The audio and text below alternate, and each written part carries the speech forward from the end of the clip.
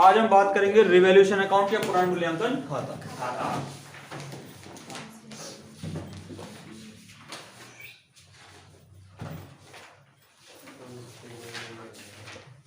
या revaluation account.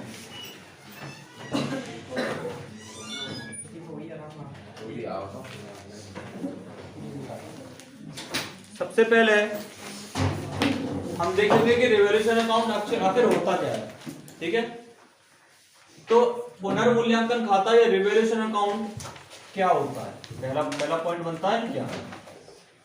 ठीक है, संपत्ति व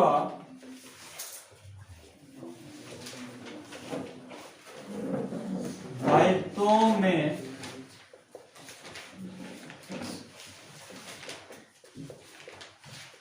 परिवर्तन के कारण संपत्ति व दायित्वों के मूल्यों में परिवर्तन के कारण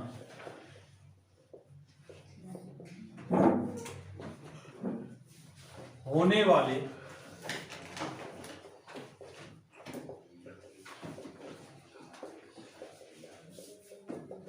लाभ या हानि की गणना के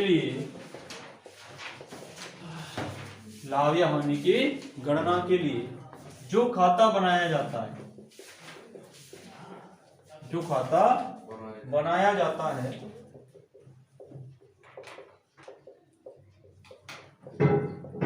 उसे पुनर्मूल्यांकन खाता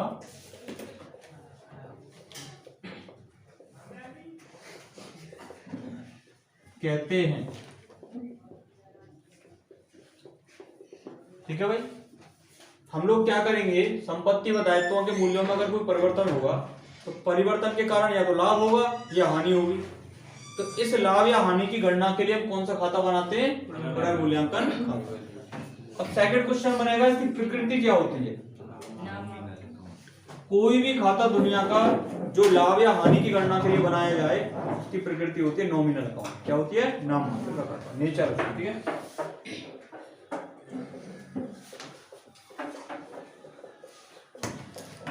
डाउट तीसरे नंबर पे आएगा, इसको बनाते कैसे हैं, मतलब इसका फॉर्मेट क्या होगा और इसकी जनरल एंट्री क्या होगी। क्लियर, इसको नोट कर लीजिए।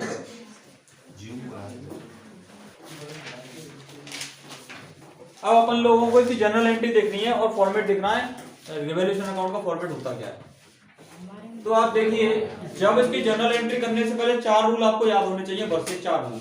कौन से 4 रूल, एक तो एसेट्स और एक होती है हमारी 11th क्लास का कॉन्सेप्ट है। हालांकि अगर एसेट में पॉजिटिव, एसेट में इंक्रीज हो या डिक्रीज हो, क्लियर, लायबिलिटी में इंक्रीज हो या डिक्रीज, प्लस का मतलब इंक्रीज और माइनस का मतलब डिक्रीज। क्लियर, अगर एसेट में कोई वैल्यू में इंक्रीज हो रहा है तो क्या करेंगे, इसको डेबिट, और एसेट की वैल्यू में कमी आ रही है तो क्या करेंगे, लायबिलिटी की वैल्यू में अगर इंक्रीज हो रहा है तो क्या करेंगे, और डिक्रीज हो रहा है तो क्या करेंगे। ये 4 रूल अगर आपको याद है तो आपका रिवैल्यूएशन की कोई भी एंट्री गलत नहीं होगी। क्लियर है, कोई डाउट नोट कर लो इसको। यार नोट करना है,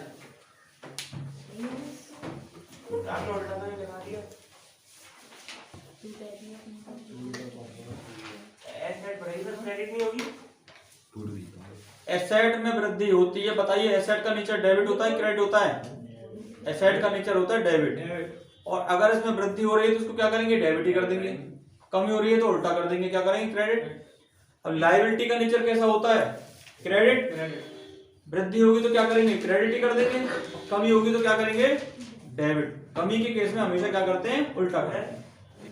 अब हम बात करेंगे कि इस रिवैल्यूएशन की जो जनरल एंट्री है वो कैसे की जाती है, कैसे की जाती है। घटना नंबर 1, यदि संपत्तियों के मूल्य में क्या हो, संपत्तियों के मूल्य में वृद्धि हो, if the value of assets increase. लिख लो भैया। हाँ, यदि संपत्ति के मूल्य में वृद्धि हो, अभी मैंने रूल लिखवाया, संपत्ति के मूल्य में वृद्धि होती है तो संपत्ति को क्या करते हैं, डेबिट। संपत्ति को डेबिट कर दो।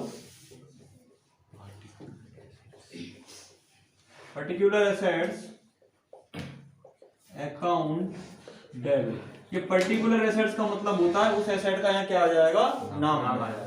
क्या आ जाएगा, नाम। और 2 में क्या लिखेंगे, रिवैल्यूएशन अकाउंट। नरेशन आएगी being value of assets increase. Put out. Revolution जरूरी सर, वो लिख लेना। वृद्धि की कौन सी राशि आएगी, वृद्धि की राशि। अब इसका उल्टा कर लो, यदि संपत्ति के मूल्य में क्या हो जाए, कमी हो जाए। दूसरी एंट्री, यदि संपत्तियों के मूल्य में क्या हो, कमी। तो इसकी जो एंट्री बनेगी, अब संपत्तियों के मूल्य में जब कमी होगी तो संपत्ति को डेबिट करेंगे, क्रेडिट करेंगे, क्रेडिट करेंगे। तो संपत्ति को क्रेडिट कर दो। पर्टिकुलर, ऊपर क्या जाएगा, revaluation account debit being value of assets decrease. Put out, कौन सी राशि आएगी, कमी की राशि। ठीक है भाई, दोनों पॉइंट क्लियर है। तीसरे नंबर पे क्या एंट्री बनेगी,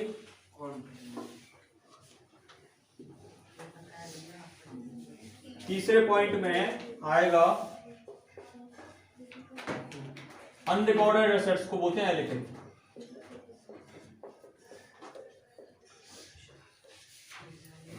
अलिखित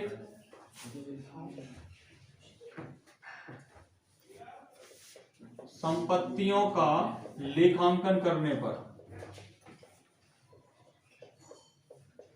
अलिखित को बोलते हैं unrecorded assets will be recorded. इस लाइन का मतलब समझो, मान के चलो कोई संपत्ति हमारी बैलेंस शीट में नहीं दे रखी, इंफॉर्मेशन कह दे कि संपत्ति का मूल्य इतना है जो पुस्तकों में दर्ज करना है। पहले नहीं लिख रहा था, अब इतना है। तो पुस्तकों में दर्ज नहीं हो रहा था, इसका मतलब उसकी वैल्यू कितनी थी, 0। अब उसका लिखना है हमको, तो इसका मतलब क्या हुआ, संपत्ति के मूल्य में वृद्धि। तो इसकी यही वाली एंट्री होगी और इसमें राशि क्या आ जाएगी, संपत्ति का मूल्य, संपत्ति का मूल्य। ठीक है, नरेशन हो जाएगी being unrecorded assets record, being unrecorded assets record. यहां तक नोट करो पहले, ये वाली एंट्री नोट कर ली सबने। अब बात करेंगे दायित्वों के बारे में।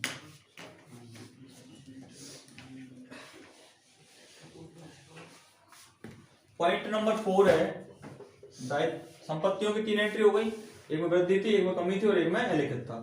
तो एंट्री तो 2 ही है। अगला पॉइंट है दायित्वों या प्रावधानों के मूल्य में आप कर रहे हो वैल्यू ऑफ लायबिलिटी और प्रोविजन एंड प्रोविजन इंक्रीज। तो लायबिलिटी में लायबिलिटी भी आ सकती है, प्रोविजन भी आ सकते हैं। वैल्यू क्या हो रही है, इंक्रीज। लायबिलिटी की वैल्यू जब इंक्रीज होगी तो उसको डेबिट करेंगे, क्रेडिट करेंगे, अभी नोट करवाया मैंने, क्रेडिट करेंगे, क्रेडिट करेंगे। एसेट का उल्टा रूल चलता है लायबिलिटीज में, ठीक है ना। तो देखिए इसकी जो एंट्री होगी टू लायबिलिटीज, जो भी लायबिलिटी का नाम होगा लिख देंगे, ठीक है, पर्टिकुलर लायबिलिटी, और टू प्रोविजन, जो भी प्रोविजन का नाम होगा उसका नाम लिख देंगे। ऊपर क्या जाएगा, रिवैल्यूएशन अकाउंट, किस राशि से आएगा ये, वृद्धि की राशि, being value of liability and provision increase. Doubt यहां तक क्लियर? ये वाली नोट हो गई, सबकी हो गई नोट। आगे अब ये क्या होगा, अब दायित्वों के मूल्यों में वृद्धि हुई, तो दायित्वों के मूल्यों में कमी भी तो हो सकती है, कमी होगी तो क्या होगा।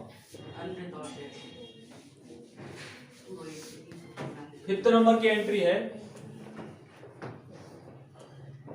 दायित्वों या प्रावधानों के मूल्यों में कमी।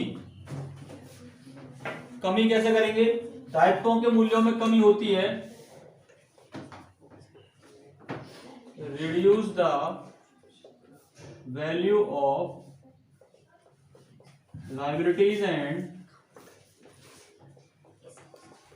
प्रोविजन। लायबिलिटी के मूल्य में जब कमी होती है तो इसको हम क्या करते हैं, डेबिट या क्रेडिट। अरे लायबिलिटी क्रेडिट होती है, कम हो रही है तो उल्टा कर देंगे, क्या करेंगे, डेबिट। देखिए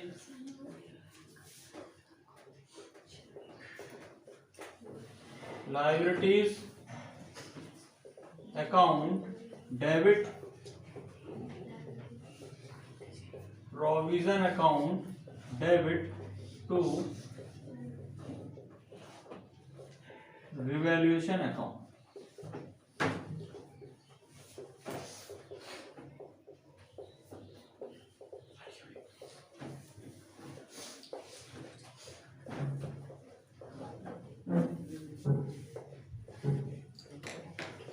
किस राशि से आएगा ये, कमी की राशि, ठीक है भाई। ये नोट हो गया, रब कर दो, नोट करो फटाफट।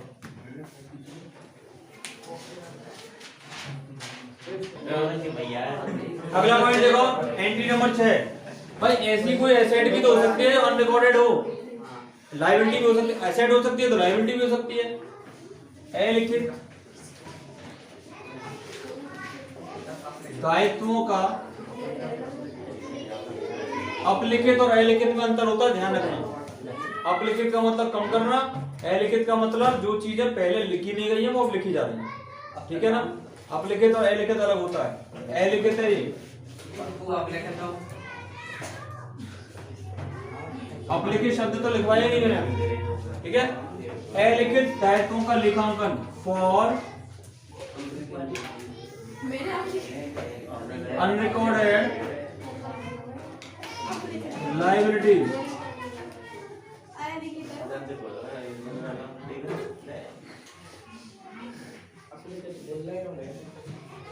अलिखित अनरिकॉर्डेड का लेखांकन, ठीक है। याद ध्यान दो, इसका लेखांकन क्या होगा, इसका होगा revaluation account debit to liabilities account being unrecorded liability record, ठीक है। इसका एक पॉइंटर बनता है अपलिखित दायित्वों का लेखांकन की वजह, इसमें होगा संदिग्ध दायित्वों का लेखांकन, ऐसा भी आ जाता है।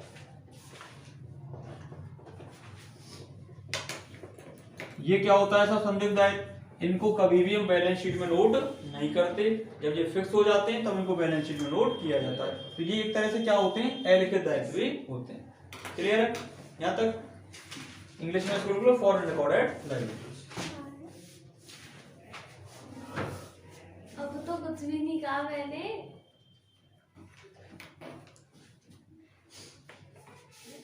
गुड आउट यहाँ तक पहला पॉइंट नोट। अब आपको क्या करना है, 6 जो हमने एंट्रियां करी हैं, इस 6 एंट्रीज को कंपेयर करना है। मतलब इसमें 3 बार तो रिवॉल्यूशन डेबिट हुआ होगा, 3 बार रिवॉल्यूशन क्रेडिट हुआ होगा। अब हम डेबिट का टोटल अलग करेंगे और क्रेडिट का टोटल अलग करेंगे और ये देखेंगे कि टोटल कौन का कम आ रहा है। मानो डेबिट का कम आ रहा है या क्रेडिट का कम आ रहा है। अगर डेबिट का कम आ रहा है, if debit balance of revaluation, इसका मतलब होता है total of debit is greater then total of credit. Debit का अमाउंट क्रेडिट से ज्यादा है तो कैसा बैलेंस माना जाएगा, डेबिट बैलेंस। और जैसा भी बैलेंस होगा उसको उल्टा कर देना, मतलब एंट्री करते टाइम जहां पे भी बैलेंस कम आ रहा है उसको क्या कर दो, वही लिख दो। जैसे कहां कम आ रहा है, क्रेडिट कम आ रहा है ना, तो रिवॉल्यूशन को क्रेडिट कर दो, मतलब हमें पूरा बैलेंस क्या करना है, डेबिट क्रेडिट का बराबर करना है। ठीक है, एंट्री के थ्रू। अगर डेबिट बैलेंस आपका आता है तो उसको हम क्या बोलते हैं, टेक्निकली क्या बोलते हैं, लॉस। और डेबिट बैलेंस है तो उसको क्या करेंगे, क्रेडिट। आप बोलोगे साहब अभी तो आप कह रहे थे कि साहब क्रेडिट जहां पे कम आए वहां कर दो। डेबिट बैलेंस का मतलब होता है कि क्रेडिट में अमाउंट कम आना है और जहां कम आता है हमको रिवॉल्यूशन कहां लिख देना है, वहीं पे लिखना है। और मैंने लिख दिया debit balance is greater then credit, तो ये क्या माना जाएगा, डेबिट बैलेंस। क्लियर है? ऊपर क्या लिखेंगे अब, पार्टनर्स कैपिटल अकाउंट, किस रेशो में, क्लियर? अगर स्थिर पूंजी विधि से आप क्वेश्चन करते हो तो फिर क्या लिखेंगे कैपिटल की जगह, करंट अकाउंट। ये ध्यान है सबको। नरेशन लिखो बीइंग लॉस डिस्ट्रीब्यूटेड,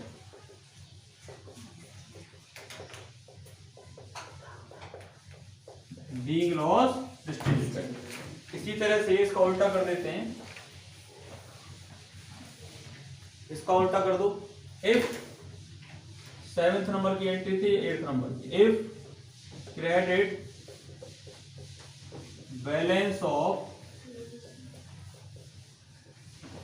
रिवैल्यूएशन, मतलब credit is greater than debit, ये कंडीशन क्या होती है, प्रॉफिट। क्लियर? अब क्रेडिट ज्यादा है, डेबिट कम है, डेबिट कम है तो रिवैल्यूएशन कहां लिखना है, डेबिट में।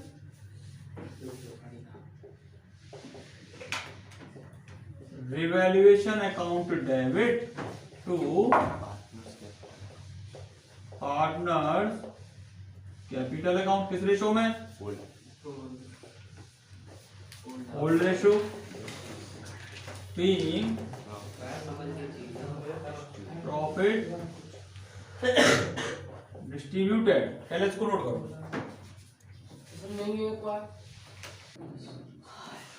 तो रिवैल्यूएशन में हम संपत्ति और दायित्वों का दोबारा से मूल्यांकन करेंगे और पता लगाएंगे कि संपत्ति और दायित्वों के मूल्यों में, बाजार मूल्यों में कोई परिवर्तन हुआ है या नहीं हुआ है।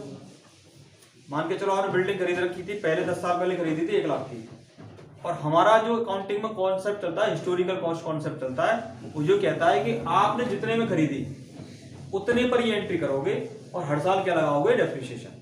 मानो 10 साल पहले जो आपने बिल्डिंग खरीदी और वो बिल्डिंग घटते घटते घटते घटते अब कितनी की रहेगी, 10,000 की। ठीक है, डेप्रिसिएशन लगाते लगाते।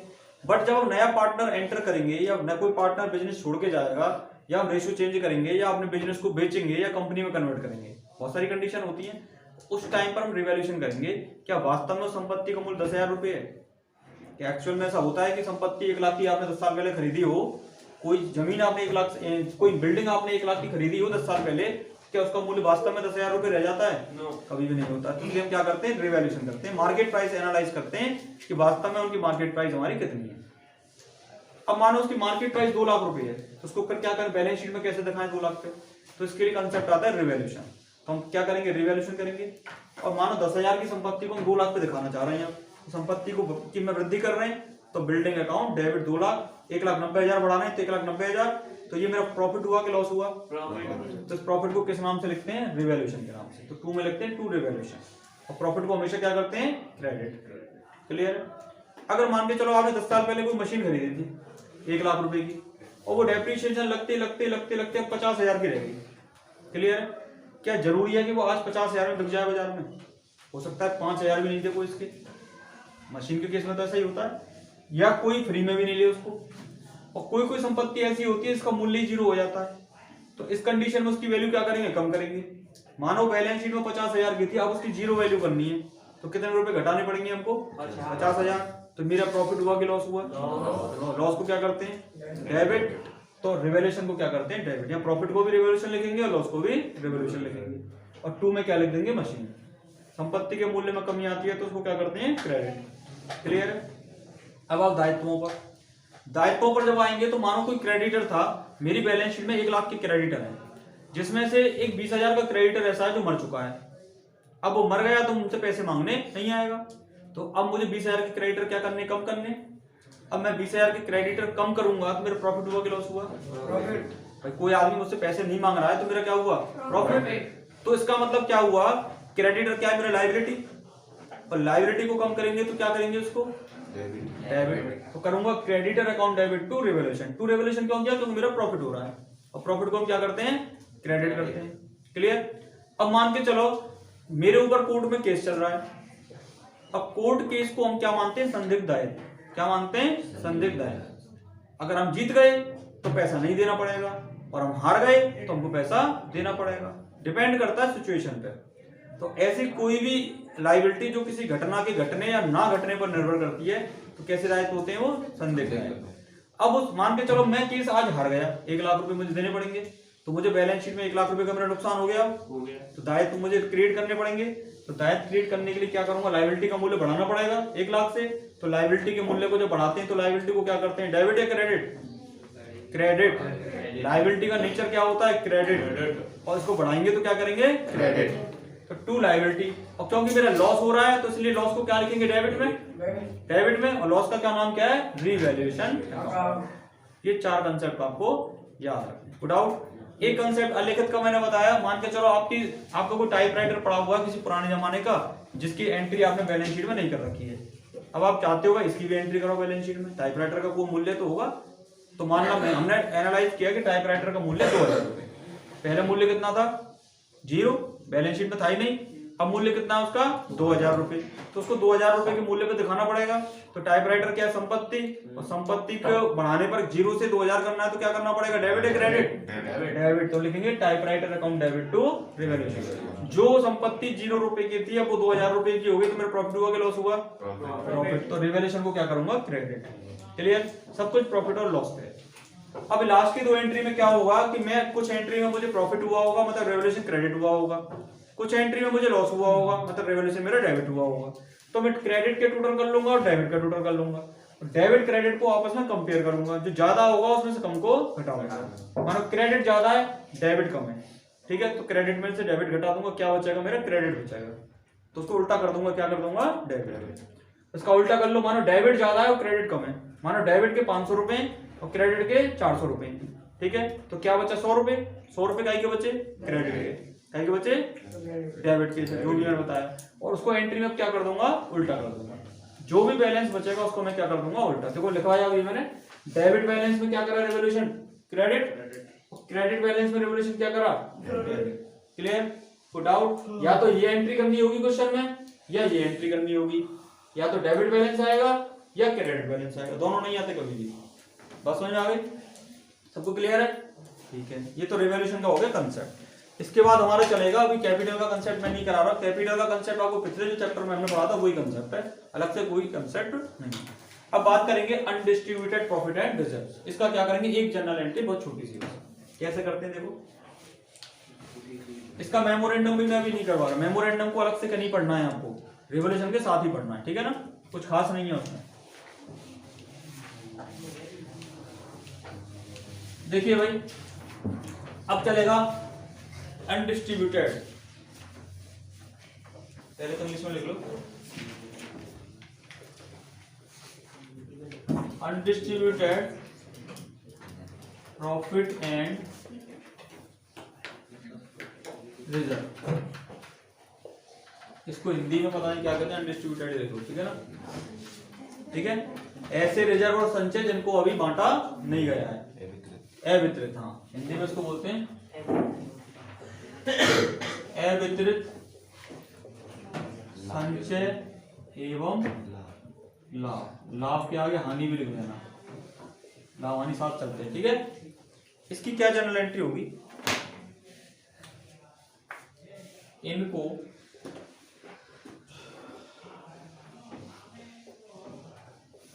साझेदारों के मध्य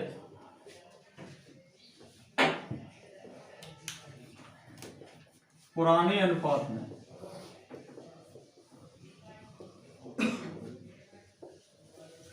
निम्न प्रकार वितरित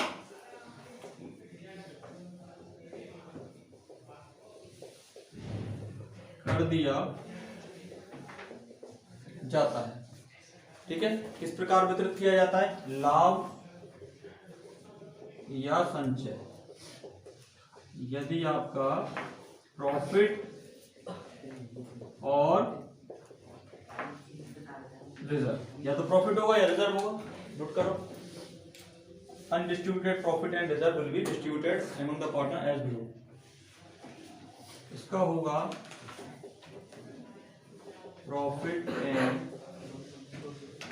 लॉस अकाउंट डेबिट और reserve account debit to old partners capital account. किस रेशो में होता है ये, ओल्ड रेशो में, ठीक है।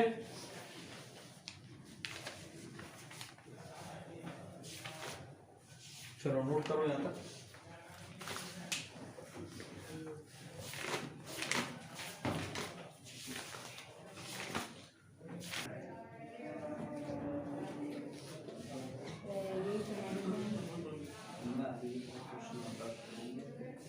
अगला लिखो, इसमें लॉस, हानि का विभाजन,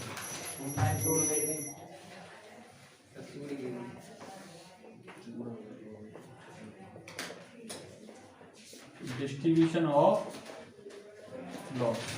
लॉस क्या होता है, डेबिट, तो क्या कर देंगे इसको, credit.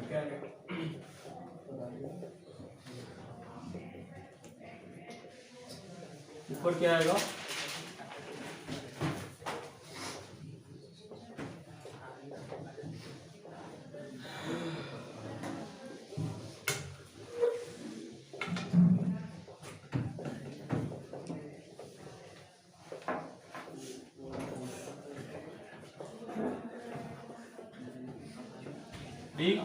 Undistributed profit distributed, note करो यहां तक।